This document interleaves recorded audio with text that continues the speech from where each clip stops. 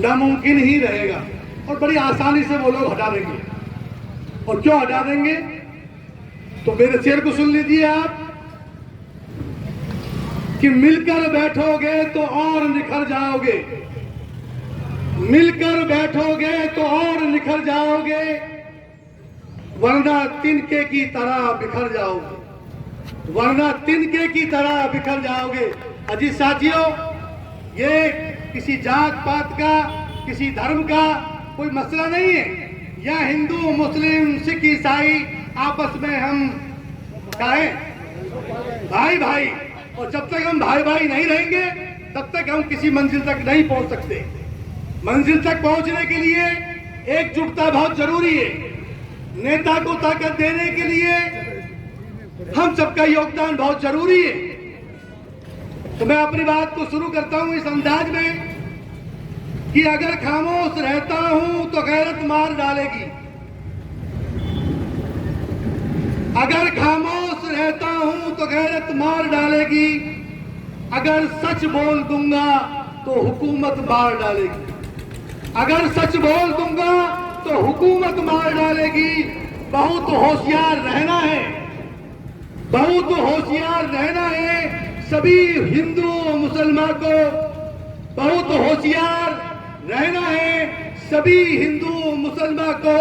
लड़ाकर आपस में ये सियासत मार डालेगी, लड़ाकर आपस में ये सियासत मार डालेगी। ये ध्यान भटकाने का काम कर रहे हैं जी साथियों। ये पर्ची वाली सरकार जो पहली बार पर्ची से उत्पन्न हुई है, इसकी मिसाल मैं आपको इस तरह से देना चाहता हूं कि एक बार जंगल के अंदर चुनाव हुए कि भाई शेर ही बादशाह क्यों, और भी तो जानवर हैं, तो और भी चुना जाना चाहिए। तो ले लेकर के बड़ी मेहनत और मशक्कत के बाद एक बंदर का नाम आ जाता है और बंदर जंगल का बादशाह बन जाता है।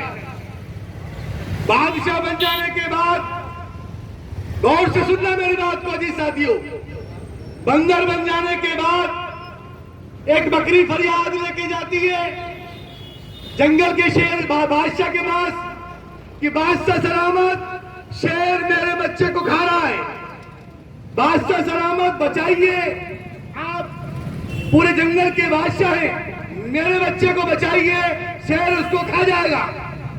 तो फिर बंदर ने अपना काम शुरू किया, और वो काम क्या शुरू किया आपको मालूम है? बंदर ने उछकना चालू किया, इस डाली से उस डाली पे, इस डाली से उस डाली पे, इस डाली से उस डाली पे।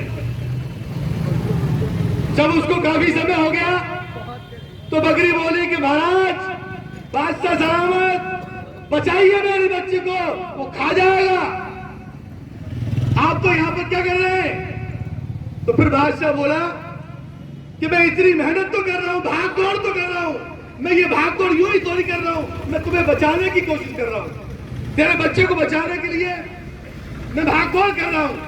तो ये दिखावटी सरकार सिर्फ एक बंदर की तरह उचकने के अलावा कोई काम नहीं कर रही है। ये काम नहीं, ये अपने ऐबों पे पर्दा डाल रही है। अजी साथियों, 7 रुपए किलो गेहूं, आटा महंगा हो जाता है, 50 रुपए किलो तेल महंगा हो जाता है, 400 रुपए किलो लहसुन हो जाता है, 80 रुपए किलो प्याज हो जाता है। इन सब पर पर्दा डालने के लिए इन्होंने नया सगुफा छोड़ा है कि हम जिले को जो है हटाएंगे, परिवर्तन करेंगे, इनमें समीक्षा करेंगे। ये समीक्षा नहीं कर रहे, समीक्षा तो हो चुकी पहले। तुमने दिया ही क्या है गंगापुर सिटी को? जो देता है लेने का हक भी उसी को होता है। ये तो द्वेषता है, ये द्वेषता है सिर्फ कि गंगापुर सिटी से लाडले विधायक राम केसी मीना विजय होके गए और गंगापुर सिटी के जिले से हमारे शेर डीजीपी वो विजय होके गए। ये द्वेषता के कारण गंगापुर सिटी के जिले को हटाया जा रहा है। लेकिन ये ध्यान रख लीजिए, भजन लाल जी सरकार, बीजेपी की सरकार, हम आपको बतला देना चाहते हैं कि गंगापुर सिटी के जिले कलेक्टर कार्यालय पे जिला लिख दिया गया है और अब किसी माई के लाल में दम नहीं है जो इस जिले को हटा सके। और ये हटेगा तो मैं कसम खा के कह रहा हूं कि ये गंगापुर सिटी की जनता के खून से मिट के हटेगा। अब अगर हटाने की हिम्मत है तो आइए आगे बढ़िए और हटा के देखिए। गंगापुर सिटी को कमजोर समझने की जरूरत ना करें, ऐसी गलती ना करें। और ये धरना जब तक नहीं हटेगा, जब तक कलेक्टर साहब के माध्यम से सरकार का स्पष्टीकरण नहीं आ जाए कि गंगापुर सिटी का जिला यथावत रहेगा। अजीत साथियों, जिस तरह से एसपी साहब ने गंगापुर सिटी के अंदर क्राइम को खत्म करने के लिए जो मेहनत की थी वो बहुत सराहनीय कदम थे। इस बैंक का कारोबार खत्म किया उन्होंने, अपराधियों को अंदर डाला उन्होंने, चोरों को बंद किया उन्होंने। लेकिन ऐसे युवा और बेहतरीन काम करने वाले एसपी को हटा करके उन्होंने ये संकेत दे दिए कि गंगापुर सिटी अब जिला नहीं रहेगा। लेकिन हम भी एक शेयर के माध्यम से कलेक्टर साहब को उसके माध्यम से सरकार तक पहुंचाना चाहते हैं। और रामकेश जी सुन लीजिए, आपको घबराने की जरूरत नहीं है।